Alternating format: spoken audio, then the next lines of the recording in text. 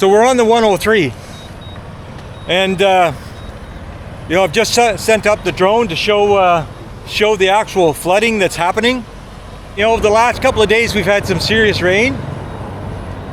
We got up early this morning and came out. They've closed the highway. What they've done is they're diverting the road over to the other side. We'll put this footage together and see what we can come up with. Apparently this is a little more water than they're used to. And apparently the local news is here, and we're going to be putting this video together, and we're going to send it off to them so that they can see. So, retired, don't give up. It's August. Ampor Song District, Phrae Province. Even the wildlife are finding this difficult.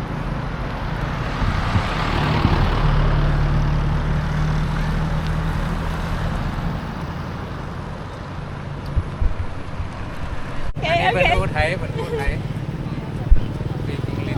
สวัสดีค่ะตอนนี้กำลังรายงานน้ำท่วมที่หมู่บ้านลูนิเกตค่ะหมู่ที่1ค่ะน้ำมาจากทางเหนือเจ้าหน้าที่ทุกท่านกำลังมาสำรวจและรายงานทางราชการค่ะเริ่มลดแล้วครับน้ำเริ่มลดแล้ว ขอบคุณค่ะ Not exactly sure what this gentleman walking out there with the inner tube is doing. I don't know if he's about to go for a swim, but I'm taking an extra minute to walk out, and I'm sure Katai will explain it to me later. He had his shoes on. I'm sure he has a use. He has a stick. He has the inner tube.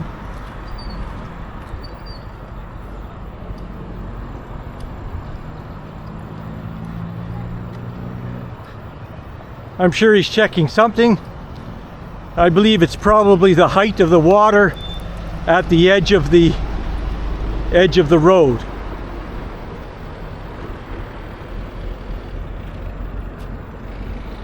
This is apparently a very unusual event. We're going to pack up and we're going to head over to the Maycomb Dam, where I've been before, where the water was low, and we're going to go to the weir, and I suspect we're going to notice quite a difference. You can see over there we have houses that are in the water. Over there we have houses in the water again. Over here it's probably just a small shack, but the water is up to the roof. So yes, this is a highly unusual event.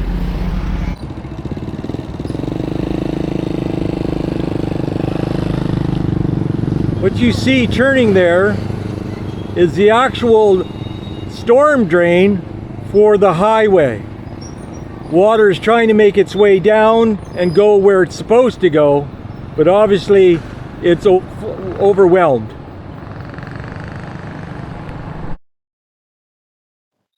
What you see here is the bridge and railway for the high-speed train that is in the process of being built. In the distance there, you can see where the train station will be. This train will be operable in approximately 6.5, 7 years. It'll connect Bangkok with Chiang Mai up to Chiang Rai, and eventually make its way to Vietnam and connect with the high-speed train in Vietnam. I'm going to be following the construction of this over the next few years and hopefully keep everybody apprised of the progress.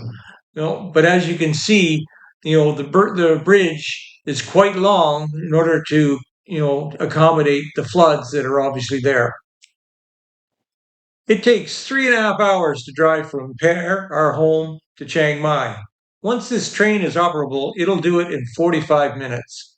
That's a big difference. Now, it also takes 8 hours to 10 hours to drive from here to Bangkok.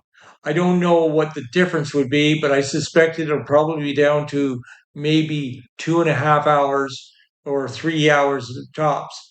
Either way, high-speed train is going to make this country considerably smaller.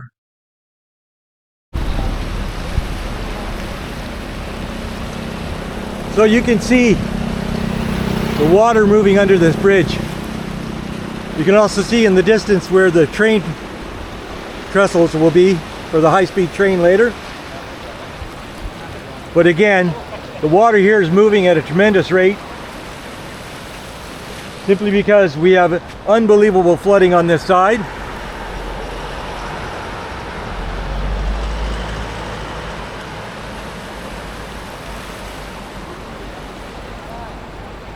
By late afternoon, the water had actually receded enough that they could reopen that side of the highway. Quite a mess was left over, but again, as you can see, the water going right into the villages and many of the houses submerged. Flooding is a very common occurrence every year during the rainy season, and people that have their homes in the low-lying areas quite often build their homes on stilts and leave everything a little bit higher. Well, that's it for our special report on the flooding in Song District. Next time, we'll be back at our regular timeline in Chiang Mai in April. Until then, bye for now, and remember, don't give up.